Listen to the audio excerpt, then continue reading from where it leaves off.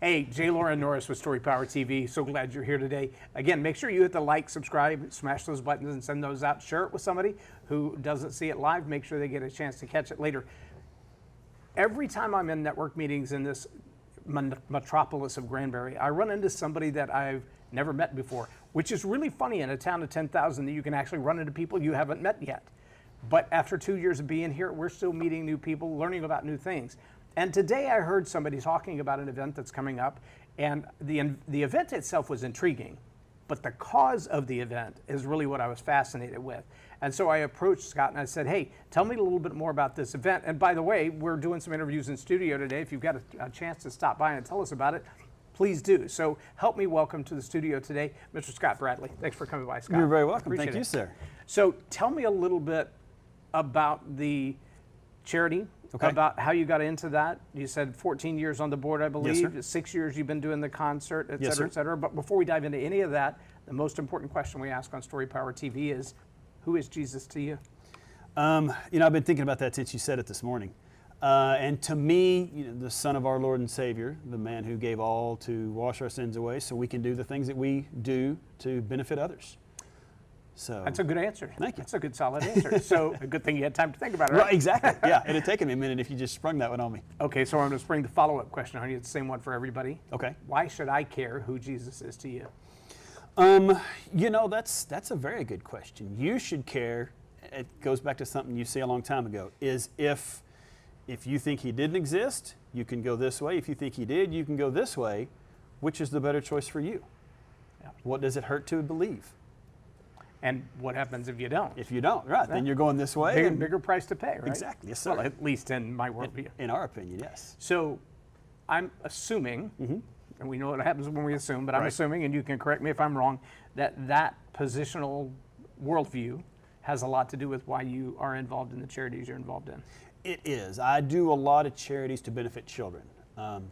Kind of like Jesus said, you know, the children are the reason, and, you know, they're our end goal. You know, they're the ones that are going to take over everything. And so if we're doing our best to make sure they're in the best position, then we're serving him.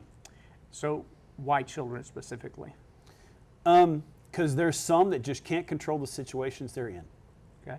Does You that know, represent your background or your? it doesn't. I was very, very blessed in my background. But my wife is a teacher, and I have grown up in this community, so I have seen children that need help, and their parents just can't quite get where they need to be. And so in those situations, I feel like it's beneficial to help as much as we can. Very good. Yes. So tell me about Hood County Children's Charity. Okay, so the charity was started in actually the mid-'80s. Wow.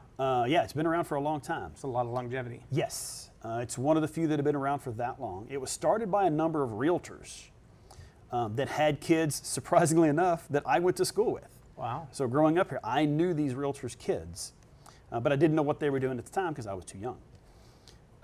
They saw kids going into school in the wintertime with no coats. And you know, yes, it's Texas, it doesn't get cold, but there's that 2 weeks that it's brutal. And they were going into... Freeze your face off. Exactly. Yeah. They were going into school, no coats on. They came back out, no coats on. And the realtors asking their kids, where are these kids' coats? And Mom, they just can't afford, they don't have them. They just can't afford them. The realtors got together. First 2 years, they just collected money themselves and started buying coats for kids. After that, they started having a golf tournament that ran for just over 30 years. Wow. Raising money to buy clothes for kids going back to school. COVID kind of put a squash on the golf tournament, as it did for a lot of things. When we came out of COVID, we shifted and started doing this concert, and it has been a very good, benefactor is not the right word, but event that gives us the ability to go do school shopping for kids and their families. And really what this event, the money from this event we will spend in August. We will set up 4 different days with Walmart, and they work greatly with us. And we set up a group for each day. You come in, here's the time window, you shop. So the kids get to pick out what they want, and we're standing at, they get a budget, of course. Right. And we're standing at a register waiting to pay for it. Now, there's an organization we used to do a lot of stuff with called Kids Matter. Okay. It was based out of South Lake Grapevine area, and they had a similar partnership with Kohl's. Okay. And so they would get some Kohl's cash, and they would have an escort, and they would, the kids would show up. They were pre-registered. We would play music in the parking lot just to entertain them, have games and stuff like that. And then the kids would go in, do their shopping. The escort would help them, make wise decisions, try on the clothes, that kind of thing, and then they'd come back out, and Kids Meta would pay for everything. It was ironic to me, and it sounds so harsh, but we would watch people roll up there. Of course, we're in South Lake Grapevine. Roll up there in a 3-year-old Mercedes. Right. Climb out with a Louis Vuitton bag, check their kids in, send them through Kohl's. And I'm going, is that really who needs the help? Right. So in a dozen years plus with this organization, what do you see as far as helping those who actually need the help as opposed to other people just kind of coming in and skimming and scamming the system? So we actually qualify everybody that goes through our program. Okay. And now we're not digging into tax returns, but we're working with the school district. Are they on free and reduced lunch? Are they on Medicaid? Are they on these programs? Now, it doesn't always mean that they're 100% deserving. People can cheat the system a little bit. You can't squash all of that. I was talking to somebody who was leading a nonprofit just a couple of weeks ago, and she said, we have different organizations that provide food pantries. Right. And she said, we recently have identified at least a few dozen people who will hit every single food pantry every single month. Yeah.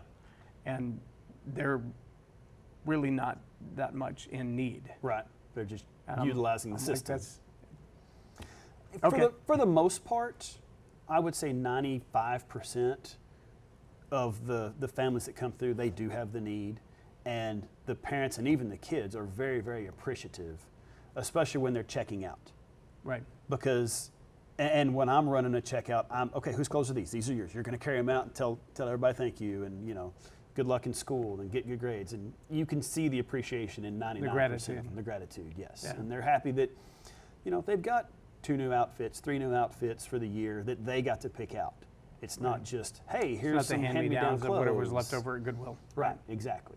And, the folks that run the Walmart here in town work great with us.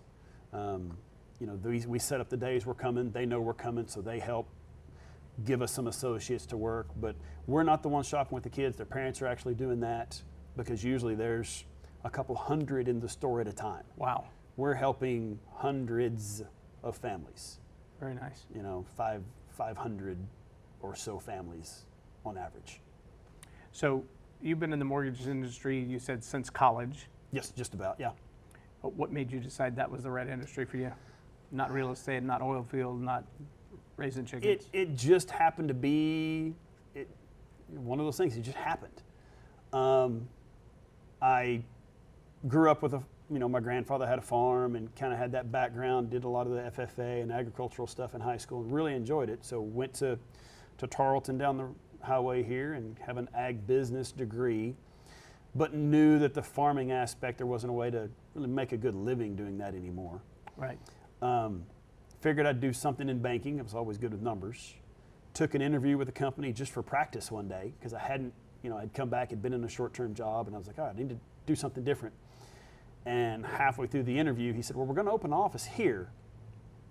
And it just changed on a dime. And I was like, oh, this is no longer practice. This is now a real interview that I now want this job. Yeah. Because I had gone to Dallas for the interview. And I was like, I'm not going to Dallas every day. I don't want to live there. Yeah. And they were opening an office in Fort Worth. I was like, I can make a drive from Granbury to Fort Worth every day. The majority of town does. And what company was that then? It was a company called World Savings. Okay. They were a California-based company.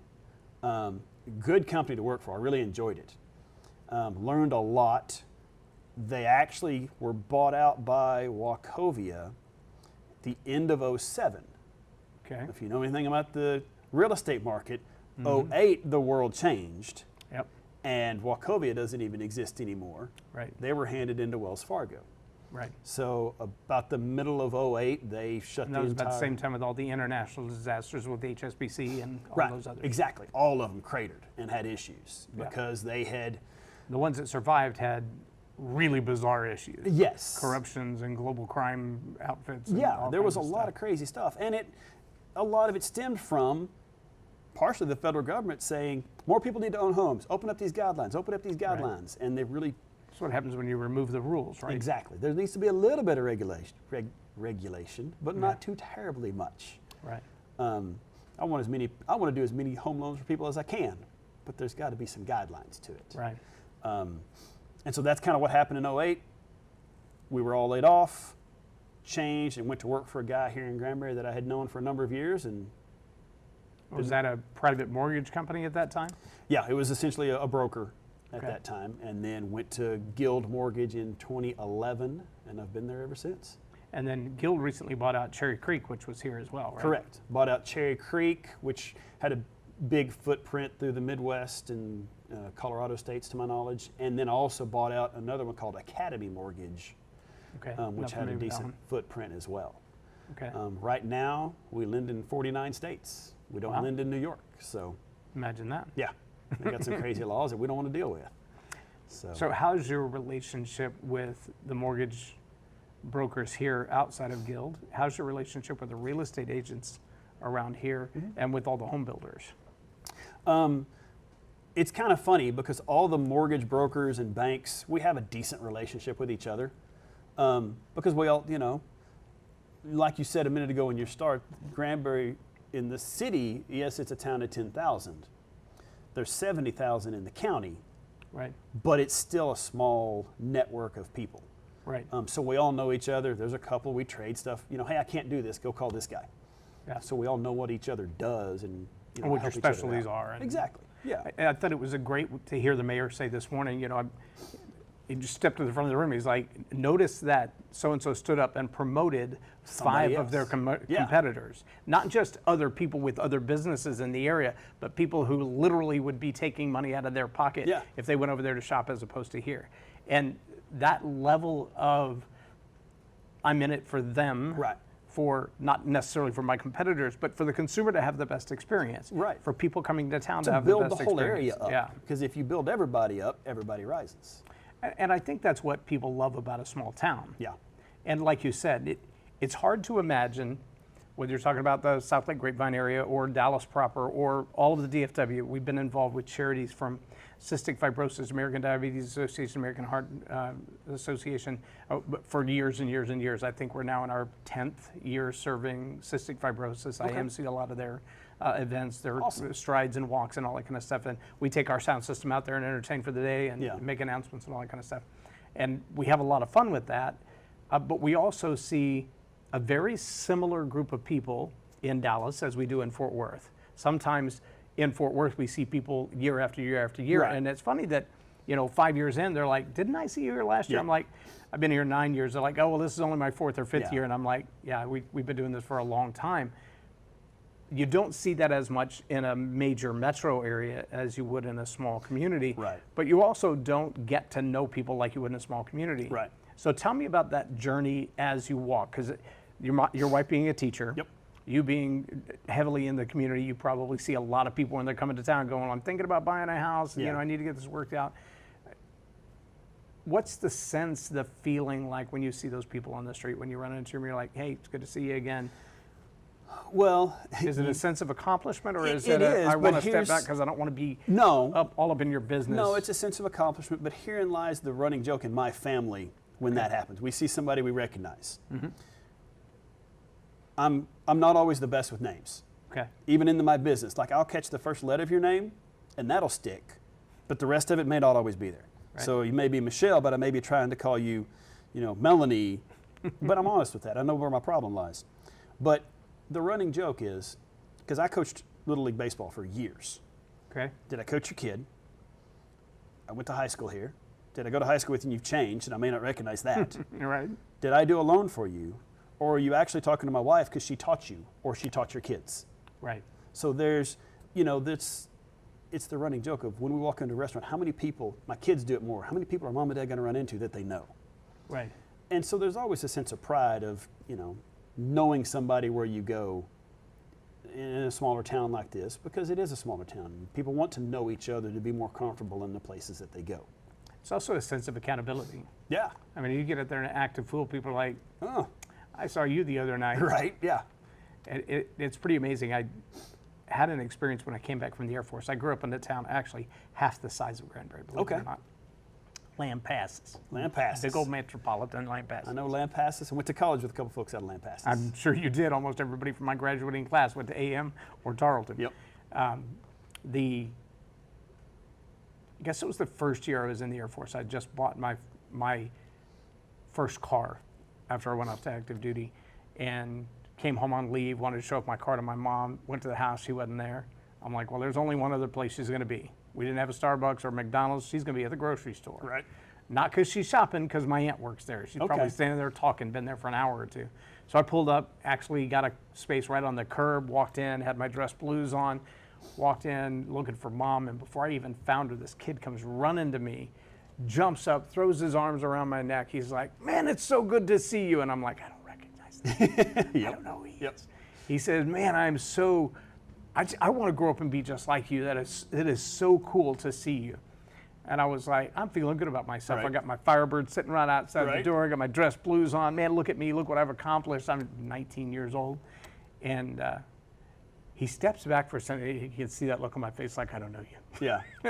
And he says, you don't remember me, do you? And I'm like, I'm sorry, I don't. And he said, do you remember when you were 15?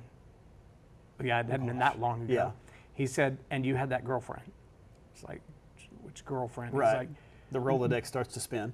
do you remember going to Lomita High School to pick up some kids, or to Lomita School to pick up some kids? Because they were like first grade through 12th in the same building. Yeah. And I said, I do.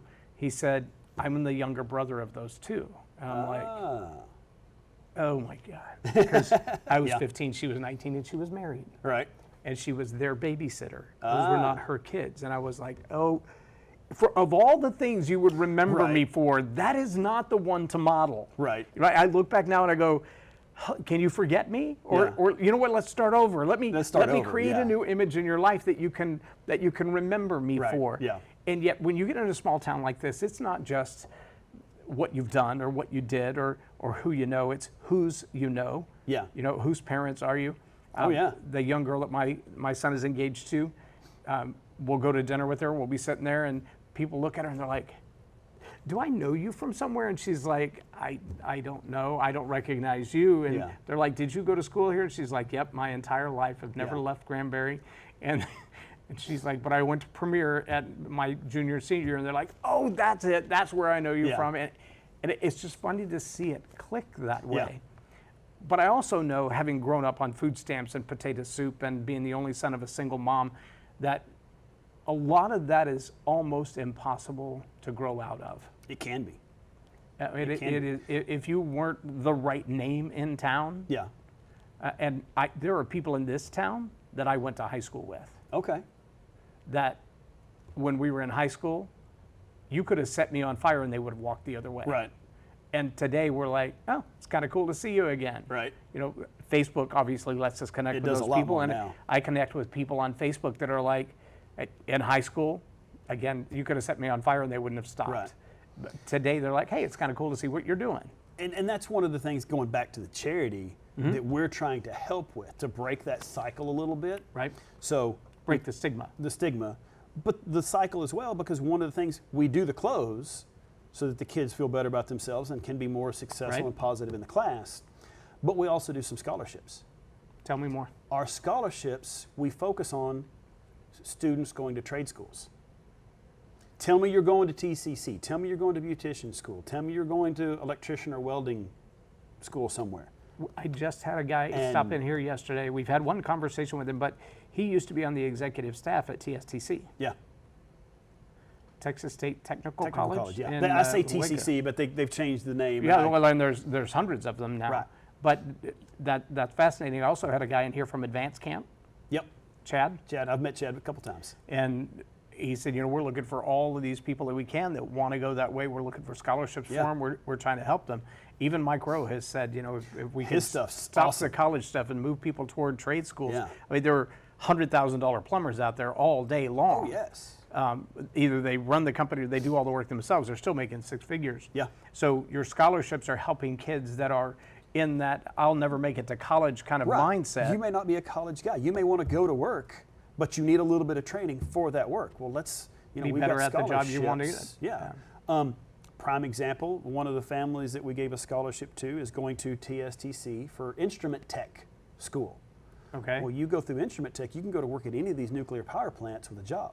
Oh, nice. Well, now you can start high 80s, I don't know the salaries, but you can get Yeah. into that six figures and get into a different life sometimes. Yeah. And break the So, cycle. to break that cycle. But like you said, you want to be an electrician, okay, there does take school for that. It takes time in school, so let's help with the school, and you've got the time.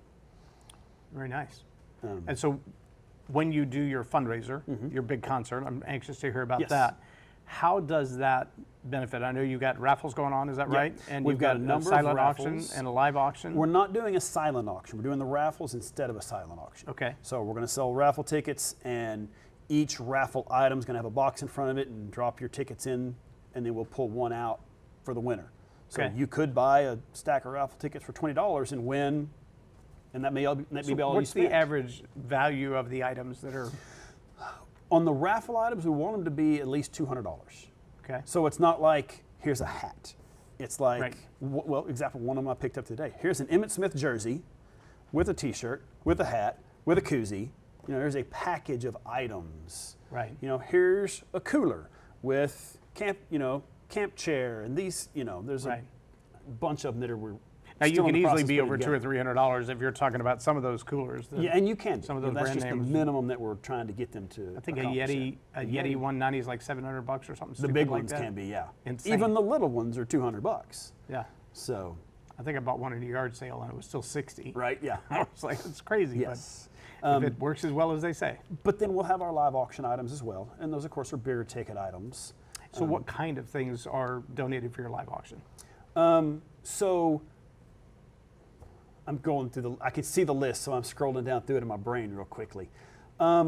We have somebody that helps us out and donates Ranger tickets Okay. and a parking pass. So he has season tickets. He's like, here, pick the day, and I'll give you 4 tickets or 2 tickets. We have somebody that has a suite for the Cowboys. He gives Wow. us 2 tickets into the suite for a game. This is the first year we have someone that has a condo at Myrtle Beach. Oh, nice. And so she's given us a 6-night stay in this condo in Myrtle Beach. Wow. I mean, all you got to do is get there. We're not Right. providing airfare, but once you get there, everything, your lodging's covered. Just make it 12 days, ride your bicycle down there. You'll Yeah, be good. exactly. Scrolling down through my brain.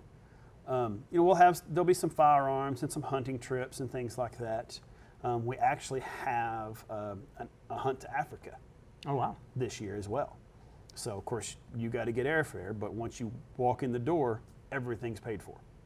Very nice. So that we're excited about that one as well. So tell me about some of the items that you know in the raffle already. Actually, I don't know a lot of those. Off the top of my head, because we were literally putting that list together. And what is the date of your event?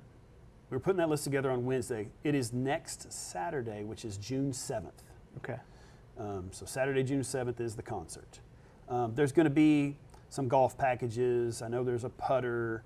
I know somebody's putting together a big picnic package. I don't know those all off the top of my head like I do the live auction items. Okay.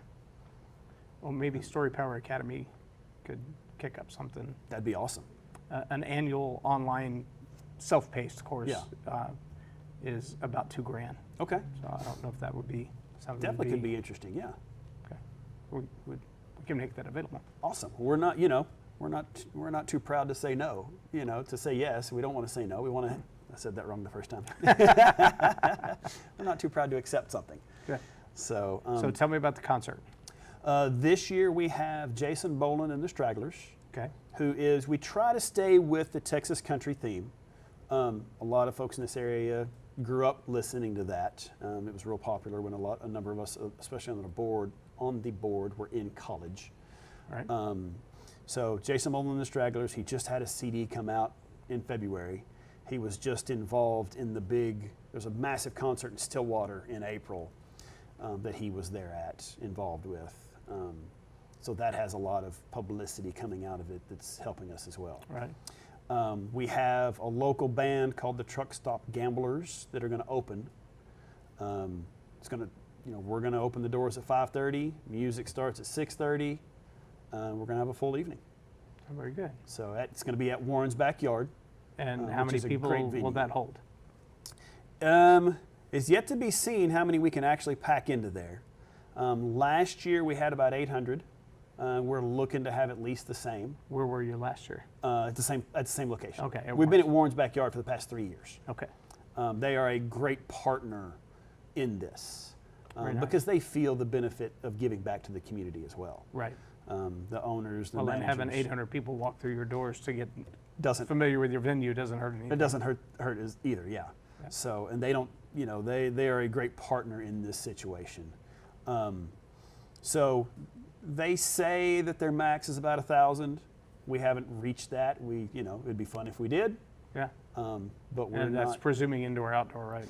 Well, we're outdoor. So their stage is outdoor. So I don't normally ask it to be dry. Normally, my grandfather was a farmer, so I'm Yep. always going to pray for rain. This is the one weekend I'm not going to pray for rain. I'm pray that it'll hold off. At Yeah, least for the exactly. day. Give me 2 days, and that's the fun of the event is we've got a backup plan if we need it. But when it's there and it's outdoors, the evenings in the early June are always nice. Maybe a little warm to start the day, but the evenings are always nice. And the artists that we've had in the past have put on a great show. And I was at the concert in April and saw Jason Bolden put on a great show there, so I'm excited to see this one. And so you said gates open at 5. 5:30. 5:30. Yes, sir. Do you have to order tickets online ahead of time? Can you buy tickets at the gate? How much are the tickets? So we do have some sponsorships available, but very few. Tickets, general admission tickets are $45. Okay. They are online at Warren's website and through their Facebook page. I don't have their website memorized. I would suggest buying them early because we have sold out. We maxed out at 800 last year because that was as comfortable as we were putting in there. We're still discussing with Warren's how big can we get? Can we get to 850? Can we get to 900 this year? We're well over 700 tickets sold already. Wow. So, we may only be able to sell for a little bit at the door and then shut it off. Or we may be sold, we have another week and a half, or no, week now because today's Friday. So we may be sold out before we get there. So how can people support it if they can't attend? We've got a Facebook page for Hood County Children's Charities. We have a website. I don't know off the top of my head, but you can search Hood County Children's Charities. If you Google it, it'll come right up. We do have options to make donations there. We have some QR codes where you can make donations. That's the other biggest avenue. We'll have another concert in November. Oh, very good. I was just about to say, because the odds, this is all live streaming now on Yes. multiple platforms, Right. but the odds that it's going to get onto the TV channel before then is pretty slim. But Right. it's nice to know it's November and you don't have to wait till next June to go to the event. So actually last year was our first year. We started having an event in November as well to start to fund our scholarships. And we picked up we kind of took an organization under our wing doing school supplies. Okay. So there was an organization that needed help. It fits into our mission of helping Right, same children clientele, benefit. same purpose. And it's Yeah. exactly the same clientele. So rather than having them do 2 different things, have them register once with us and get benefit of both items. So that concert's going to help fund the school supplies as well. Are you familiar with an organization called Operation Care? Operation Care. I have heard of it, but I'm not very familiar with it. Operation Care is in Dallas. Okay. Started by a lady by the name of Susie Jennings over 30 years ago. I believe it was 84 or 85 the first time she was handing out blankets under the bridge. Okay. For years she was known as the blanket lady. At this point, she's been a coaching client of mine for about a dozen years. And recently she was in Dubai speaking for the Global Leadership Summit. Okay. And I think she's doing one in Canada coming up. But every year they feed about 5,000 homeless at Wow. the Dallas Convention Center. And they'll have 8,000 to 10,000 volunteers that'll be in there throughout the course of the day. Yeah. Vendors, coats, backpacks, shoes. And on a regular basis, their warehouse will be overrun with stuff that they've given away everything they can and they got stuff back. Yeah. So I'd love to connect you with them to be able to say, hey, if you guys have a shortage of those that you need to supply for, or if you have an oversupply and you need some place to to Yeah. pass it on. That they're always doing that. And last year, it's either last year or 2 years ago, they were also in 32 other nations. Oh wow, very cool. And they try to provide shoes and foot washing for Yeah. 10,000 kids in each of those nations. That's awesome. So That's very cool. They do a lot. And we kind of talked about it. The mayor said a little bit, and you see it, and you said it earlier. It's this town and this community gives back very well to benefit all those in need, whether it's the senior citizens, the single moms, or the kids. Right. This town is very giving, which is very very good. Which is really bizarre to me when I think about what's going to happen with AI. Yeah. There are a lot of tools and a lot of opportunities, a lot of growth, and even revenue and business models that are being built around one person and AI as kind of the whole outfit. And I wonder what happens with human connection. What happens with the need of others? For a number of years, and I still do a little bit of work with college kids as well, and even seeing it through my own kids, I haven't been worried as much AI is the next worry, but my worry is always the phone. Yeah. Because when you see kids walk around, they walk around like this. Yeah. They don't walk around head up, eyes open with a smile on their face looking at where they're going. Yeah. And in what I have seen through dealing with college men, they don't know how to deal with conflict. That's a good point. Because all they know is how to go to social media and say, this person did me wrong, so that all their followers give them thumbs up and, oh, see, I'm right. Well, that person does the same thing and all their followers, but they've never gotten face to face. And whether they need to yell at each other or sit down and talk, one or the other, they don't know how to handle that. Or apologize. Hey, I messed up.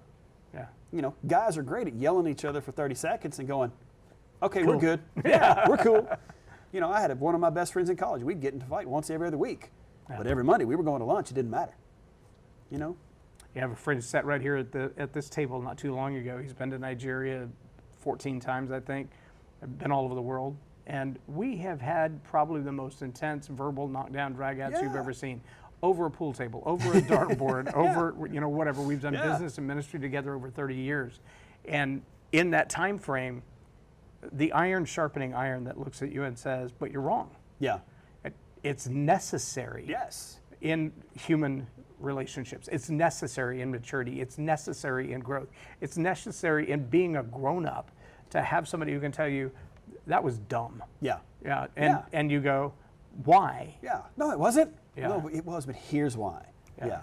And to be able to understand, I might think I'm still right, but I understand your point. Right. And move forward. So an illustration of the negative effect, the exact opposite of what we're talking about, that human relationship friction.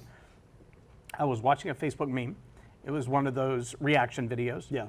And the bottom half of the screen is this avatar, little fairy dancing around, and says, this is really cool, watch this. I'm going to switch this one button, and all of a sudden I'm not in my room, I'm in outer space. And clicks the button, and the two girls that are watching the video that he's supposedly interacting with, he's like, you two are really cute, and they're like, you're really cute, we love your avatar, and they're having this dialogue back and forth. Then you have no idea who the avatar is until he clicks the wrong button. And he's a guy probably in his mid to late 30s, standing there in his boxer shorts and a tank top that's too small, with the VR mask on his head and his little wands in his hand. And the computer is generating the avatar of this cute little fairy-looking thing.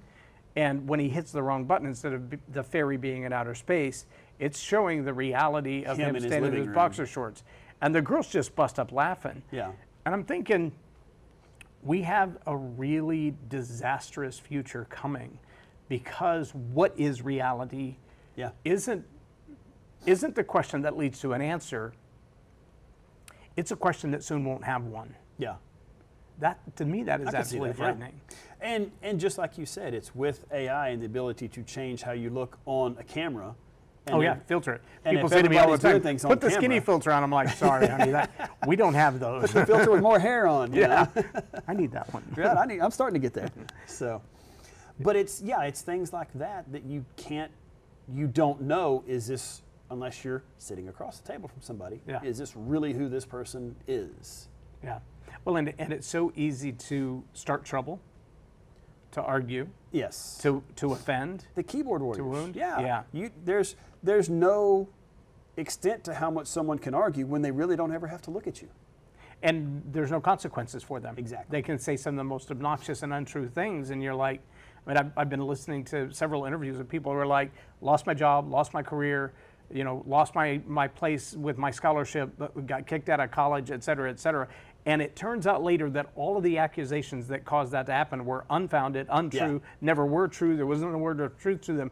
But you're guilty by accusation, not guilty by action. By action, by incident, yeah. And that's a frightening place to be. Yes. But when you don't know what reality is, it's really hard to do that. And the timeline to figure out what reality is sometimes takes longer. No, not sometimes, always takes longer than the reaction time of the social media.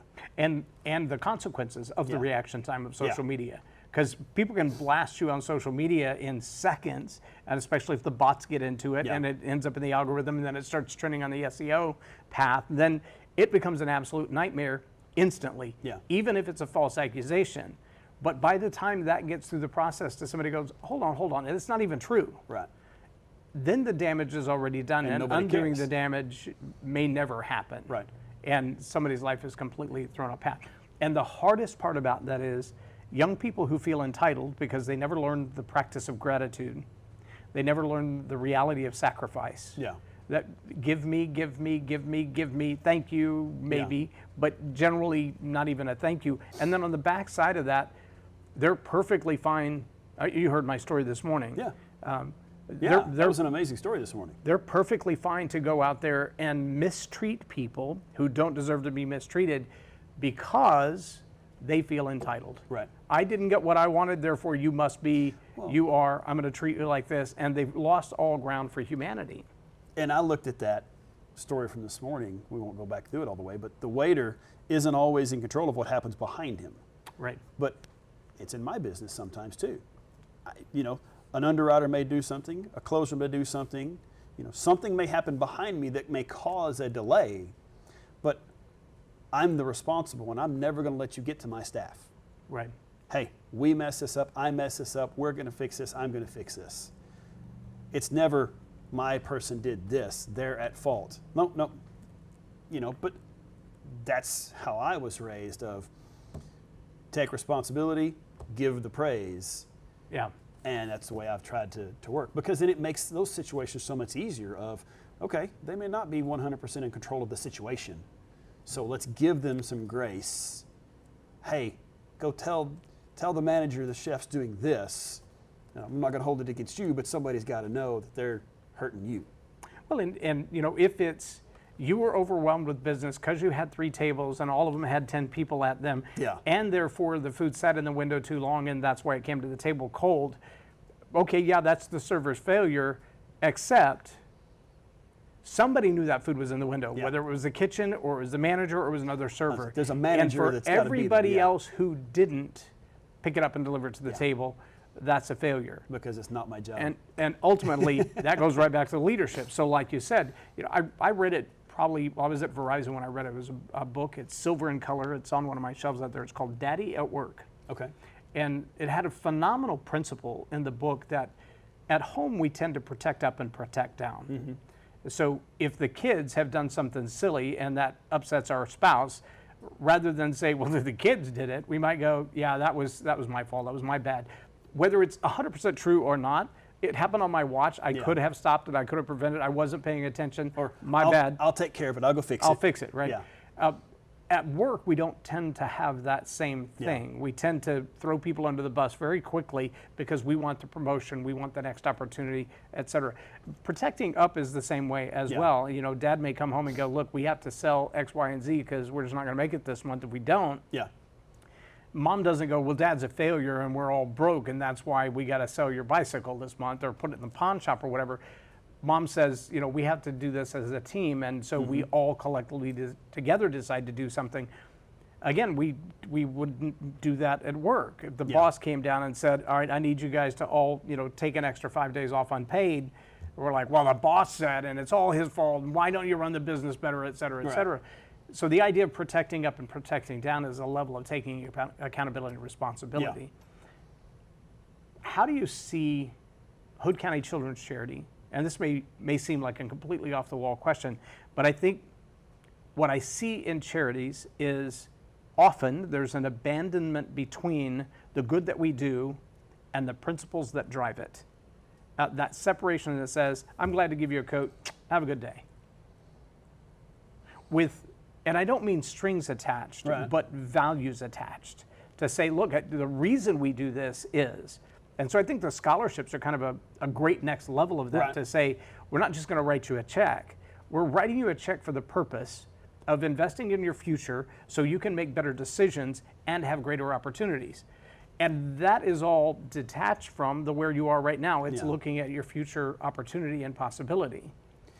I think a lot of that comes to, like, even when kids are checking out, hey, I need you to make good grades. I need you to be successful in school. And us saying those things, you know, when we're buying them clothes, there's, like you said, it's not a situation where there are strings attached. Right. But it's a situation where we can give them some positive thoughts. You've earned the right to invest in influence. You know, and the littler kids, I'm trying to give them knucks and, hey, have a great school year, be successful, listen to your parents, and trying to give them those positive thoughts as they're going into their new school year. You know, the scholarship is, hey, we're trying to give you steps to make a life. I think it's hard to, you know, we know what the value is because that's why we're doing it. Right. It's not always as easy to instill that in the people we're doing it for. Right.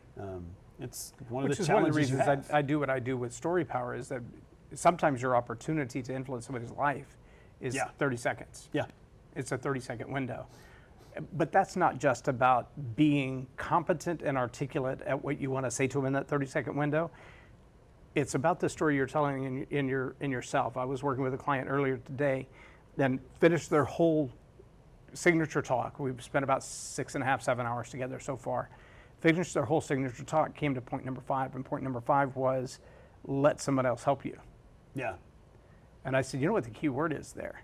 And we pounded on it for about 10 minutes because I really wanted them to come to the conclusion. But the key word is humility. Okay. Because humility means I've got to be willing to accept that I need help. But there's a flip side to that too. And that's really what Hood County Children's is talking about. It's not just the humility to go, I'm in need. Can you help me? Will you help me? Mm-hmm. But it's also the truth that sometimes, well, let me say it like this. Facebook meme I saw the other day. Lady standing there in the kitchen, she opens the marinara sauce, gets ready to pour it in the stove, sees her husband come in the door, puts the lid back on, squeezes it as tight as she can, and hands it to him. He takes the lid off. Okay, so on the surface of that, you look at it and go, is she mocking him? Right. Is she making fun of him or humiliating him or something? No, the reality is she knows that he needs to be needed. Yeah. And his ability to help her, his desire to help her, his want to do something for her is an expression of love. Yeah. Now, whether she massively needs that help right now or not is almost inconsequential. Right. Yeah. It's the pride and the arrogance that says, I got this, I don't need you. Right? I can imagine you have those kids who come through who are like, yeah, thanks for the new shirt, dude, whatever. You know, do. It's Usually it's that. It's not Versace.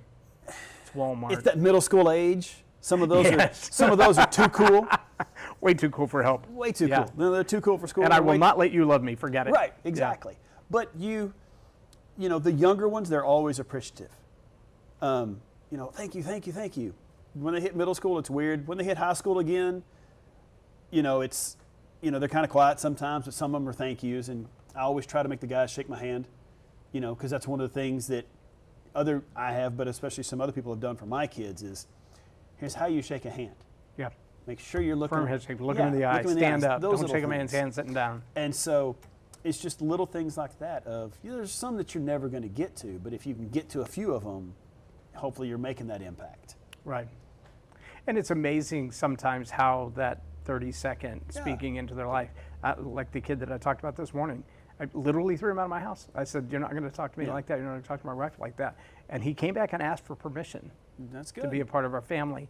And here we are, almost 10 years later, and seeing that smart mouth, arrogant, loud mouth teenager becoming a young man. And, I've watched it with my own kids, but watching it with somebody else's who then come by. I had one show up at the house a couple of years ago. He's like, this is my wife, these are our kids. And the wife looks at me and she goes, now who are you to him again? And I said, just the guy down the street. Yeah. And he goes, that's the guy who lived down the street who was dad when I didn't have one. Yeah. Well, I was very lucky. Both my parents still alive today, but a lot of my friends, their parents were I still hug someone today. Yeah. Mom, dad. And my wife is like, she knows them all now, but initially she was like, now, who is that again? Oh, that's this guy's mom. Yeah. How many moms do you have? Yeah, well, that's 6. Generally, there's only one. I mean, that's the way it works in most families. But in a town like this, you hope to have 5 or 6. Right. Because then and you hope to right. have that kind of influence Yeah. in these young people's lives when you see them somewhere else. Yeah. And it is odd, only being here 2 years to run into people that are in that extra environment, right? Yeah. You've seen them at work, you've seen them at church, you've seen them at school, and all of a sudden, my wife substitutes at the high school. Okay. And so it's not uncommon that we'll be checking out somewhere, we'll be sitting somewhere, and they're like, do you work at the high school? Yeah, how do I know you? Yeah. Like, why are you whispering? Yeah. Well, it happened to my wife 2 weeks ago. We sat down at a new restaurant, and girl comes up, she goes, you're at the high school, right? And she's like, yes. And of course, my wife is she's rolling through the Rolodex, trying to figure out how she knows her. And then the girl's like, oh, no, I never had your class. I was just always with this student that came into your class. Oh. So, the students that love teachers. Secondary and tertiary. Exactly. Yeah. They bring a friend and they come hang out for a few minutes, and then the friend gets a little bit of the benefit, and then off they go to the next thing they're doing. So I mentored at Trinity High School in Euless for almost 10 years, and watching the kids go through that cycle. Yeah. And I would see the substitutes come in, and they would, it's my day to mentor, so I come in, the substitute's trying to get the class, do the roll call and all that kind of stuff. And as she's doing the attendance, she's saying, all right, put your phones away, put your earbuds away, blah, blah. Right. We have our mentor here today, it's Trojan Talk Day, you gotta pay attention, and just doing all they can to get the students to care about the fact that I'm there. And I would often say after about 2 or 3 minutes this, I'm like, don't worry about it. They're like, what about their phones? What about their earbuds? I have relationship with them enough. I know how to get their attention enough. Yeah. I'm not concerned about it. And here's the other thing that I know, and I have to tell a lot of my speaking clients this. You know this from business, it's the Pareto principle. 20% of them are going to be your clients, they're going to be the ideal clients, 80% of them don't matter at all. Yeah. And the faster you figure out who the 20% are, the better you can invest in them. Yes. And so that goes for your employees, your consumers, And that's the people not to you say that serve. we don't care about the other 80% in the class, Right. but they're not going to get as much of a benefit out of it because they're not committed to it. And they're not going to engage. Yeah.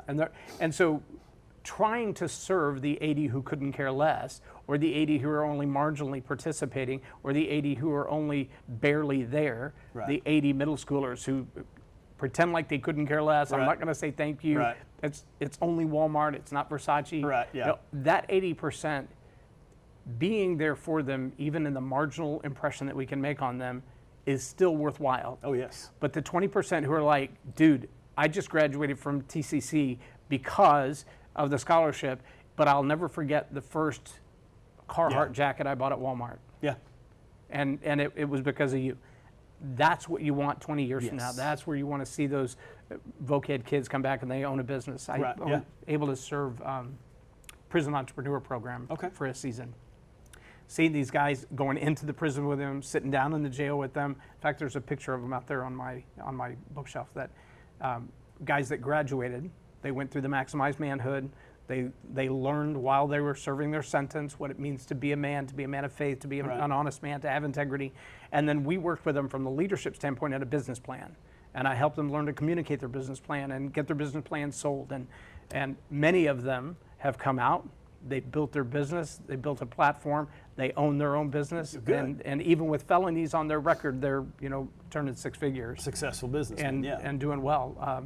Sherry Garcia is running an organization called Cornbread Hustle.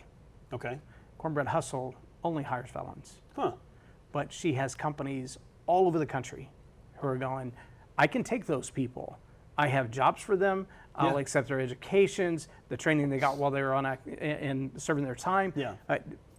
we will put all of that to work because we just want people with integrity to show up. And what they know is if you've made it through the Cornbread Hustle program, you are ready to work. Yeah. And you understand the value of a good, hard day's work. The and value you of the want a dollar job and put and an you hour don't want to in. go back there again. Right. And you've made your way out. That's like the difference between the 80 and the 20. Yeah. The 80 who have never experienced having to do that on their own or figure it out on their own, and they've always been expecting. Yeah. Versus those that are like, I expect not to stay there. I expect to be somewhere else. I want to do better. I want to be better. Yeah. And it's amazing when you find those kids and their heart is like, thank you for an opportunity. Thank you for a chance. Thank you for Yes. believing in me. Yes, and those are the, we want to help as many as we can, but those are the ones that make it worthwhile. So how many kids do you think you serve every year between what you give, what the gosh. shopping day, Well, you said a couple of hundred at a time, right? well, no, a couple hundred family. So we'll clothe 1,000 to 1,300 kids Wow. over 4 days. Wow. Then we have the scholarships. Now we only do 20 of those. What is a scholarship worth? We're talking a couple $100 or a couple $1,000. $1,000? $1,000. $1,000. Okay. Now we have one scholarship that's $2,000. And how far does that go in a trade school these days? It depends on the school and it depends on what they're trying to do. Because I went to ITT and it was like 11 grand. They're still, it'll cover a portion of it. It won't cover all of it, I know. Okay. I think TSTC, depending on what you're doing, could be 10 to 15 grand. Okay. But it helps. Yeah. It's $1,000 that they don't have to get a loan for. Right. And it's an encouragement to say, Yeah. I have a purpose. I should Yes. take advantage of this. Yes. So the scholarships, this year, essentially the 1,300 probably plus, we'll do school supplies for as well. So I don't want to count that twice. But then we also have another thing that we do, a clothes closet at the majority of the schools in the county. Oh, wow. Not just Granbury. We've got one in Tolar and Lipan as well, Wow. where somebody comes in, and it's not just, oh, my shirt got dirty. It's a teacher goes, this kid's had the same shirt on 3 days in a row. Now, is it his favorite shirt, or is he doesn't have any shirts, is a question that the counselors ask. Right. And then if they need another My shirt. son is 26 years old and he has a Pizza Hut shirt that he never takes off. Well, I'm that's, like, dude, that's take his a shirt. shower in it if you have to, but it's got to be washed. And I say that because younger kids are like, I like this hoodie. I'm going to wear this hoodie every day. Okay, well, you might need another hoodie so that one doesn't smell every day. But so different situations. So we have clothes closets that started from a different teacher that has since joined our board because one kid was being made fun of because of their shoes. Right. This girl was being picked on because her shoes were flat, worn out. The teacher just happened to wear the same size shoes, and they traded shoes in class right there. And it started this, they're called Heavenly Closets. It started her mission, her and a friend, and then we were like, hey, we fit the same people. Let's join together. Right. And we have a little more resource Right, opportunity. now we have bigger resources and bigger opportunities to get more involved in the schools and put these closets there. So if a kid needs help, we didn't catch them at a need in August, we can get them something now. Very good. I don't know the numbers there because they change every year. Now, you guys work with United Way as well, right? We are a United Way partner, yes. Very good. And we work well together with them. Yeah. United Way is really good at saying, somebody's in a need, here's the groups that can help. So let's see where we can benefit this family the best. Well, and it's a well-known name. It's got a good, Yes. strong brand for people to Yeah. go, oh, we can get help there. And then Right. to know who the specific service is Right. that provides that. And we that's a good also, thing. in Granbury, we also work with Mission Granbury, Right. who is very big in town as far as they have a resale shop, they do a food pantry and things like that, that if somebody shows up there with a need, they'll call us, hey, this family has a need and there's 3 kids. Okay, let's see what we can do. And how about is the pregnancy center part of Mission Granbury, or is that a different thing? The one over there off of 377 where I Big don't Lots used to know. I be? think they work together, but I don't know if Okay. they're completely combined. I don't know that answer. Okay. And then you got Brazos Valley, or Brazos Children's, The Biloxi Children's Advocacy Center. right? Yeah, Isn't there one that's called Brazos Valley or Brazos something? there could be. And I It's may a not different know. one than Biloxi. They were originally started by the Methodist Church, and I'm not sure if they're completely gone now or not. I know their leadership has shifted, and one Yeah. of them has left, gone to Biloxi. Yeah, Paluxy River. But they're more about there children's advocacy for abuse, right? That's what the Advocacy Center is for, yes. Okay. And we work with them as well. Hey, this kid came in and doesn't have anything. Okay, let's get him some clothes. So there's a lot of organizations that will reach out to us because we've built those relationships to make sure we're helping as many as we can. All right. So it's in the thousands that we're helping every year. So how many volunteers do you have right now, and how many more do you need to do what you do? There are 15 on our board. Okay. So we are a very small organization. We have a subcommittee for Operation Back to School and a subcommittee for the concert. And right now we can always use some help running events. Like when it comes shopping days, a number of our board members own companies, and they may say, hey, I'll give you the day off, but come help volunteer. Right. And so they do things like that. So we'll get some volunteers in to do things. And so do you get followed around by all the local media people when you're doing these events to catch up with what you're doing? And you have a social media team? They'll come out and take a picture. We'll take selfies and post them to our social media. When we're doing those, we don't blast it out as much. Especially like we don't take very many pictures when we're doing the Walmart shopping because we don't want pictures of the kids in there. Yeah, you're not trying to expose people who are in need. Right. We'll take a picture of all of us when we're done. Hey, Right. we had a great day helping kids, and that's really all we'll post. Right. Because we're not trying to publicize those days. Now, going into the concerts, we're working with Warren's Backyard. We're posting on our Facebook, on their Facebook, all the breaking news and Hood County pages we can just to get as much publicity for that event out there. Well, this video should be live on Facebook right now, and so you're encouraged to share that as many times as you want to. And like I said, when we get it all edited for the networks, OBBM TV is our primary network. Okay. And we'll be T-Viewers, the other one. They're new on board. We just had their CEO in here yesterday. But that's available on all your smart TVs. Okay. So in or out of the market, as long as people know they can find Hood County Children's Charity online. And get there. And I believe I was on the website and saw QR codes and things of that nature where people can donate or volunteer or whatever. Yeah, there's donation QR codes definitely on it. There's PayPal links on it. So yes. Very good. Excellent. Anything I failed to ask that I should have? Not that I can think of. Excellent. Scott, I appreciate your time. Well, thank you, sir. And if you're still watching, I appreciate you being here. I encourage you to like and share and subscribe to the show. Obviously, share it out with as many people as you can, especially if you're in Hood County and you're thinking, I should be able to volunteer some time or show up and be at the concert or, give so that these kids have a chance and an opportunity.